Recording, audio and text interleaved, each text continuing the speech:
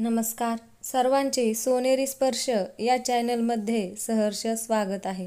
आपण आज या व्हिडिओमध्ये अतिशय सोपे व सुंदर महात्मा गांधी यांच्यावरती भाषण पाहणार आहोत। अशाच भाषणांसाठी आमच्या चॅनलला नक्की सबस्क्राइब करा। महात्मा गांधी भाषण। शांतिदूत तुम्ही देशाचे शांततेची केली कामना। शांतिदूत तुम्ही देशाचे शांततेची केलीत कामना। सत्य अहिंसाच्या संदेशाने जागवलीत स्वातंत्र्य भावना। सत्य अहिंसाच्या संदेशाने जागवलीत स्वातंत्र्य भावना।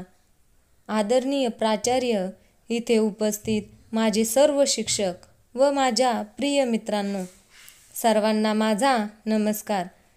आज आपण सर्वजण गांधी जयंतीनिमित्त इथे जमलो आहोत आणि या पवित्र प्रसंगी मी एक छोटेसे भाषण आपल्या सर्वांसमोर करीत आहे।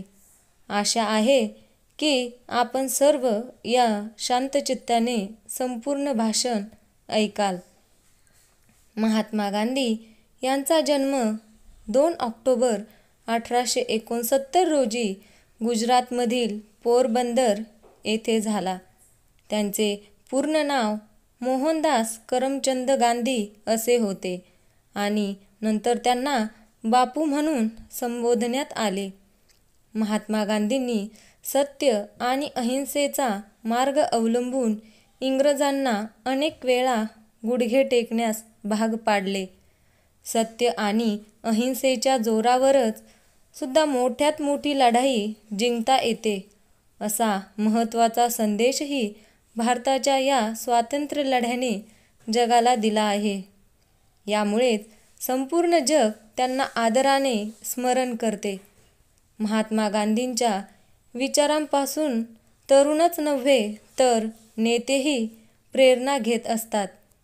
महात्मा गांधींच्या विचार आणि कृतीमुळे त्यांच्या जन्मदिनाला राष्ट्रीय सणाचा दर्जा मिळाला आहे। त्यांनी लंडनमध्ये कायद्याचे शिक्षण घेतले, पण लंडनमधून बॅरिस्टरची पदवी मिळवल्यानंतरही त्यांना खादी परिधान करून देशाचा त्यांनी दौरा केला। त्यांनी चंपारण्य सत्याग्रहापासून सुरुवात करून पुढे असहकार आंदोलन, दांडी यात्रा आणि भारत छोडो आंदोलन यांसारख्या महत्त्वाच्या चळवळींचे त्यांनी नेतृत्व केले। भारताच्या स्वातंत्र्यासाठी त्यांनी अमूल्य योगदान दिले।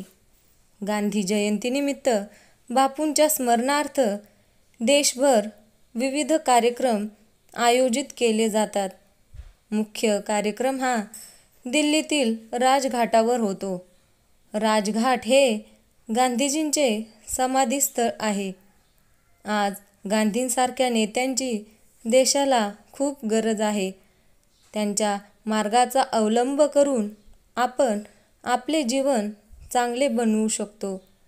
म्हणूनच असे म्हणावेसे वाटते की ज्यांनी लिहिली पारतंत्र्य मुक्तीची गाथा, ज्यांनी लिहिली पारतंत्र्य मुक्तीची गाथा, त्या राष्ट्रपित्याच्या चरणी ठेविते आज मी माथा।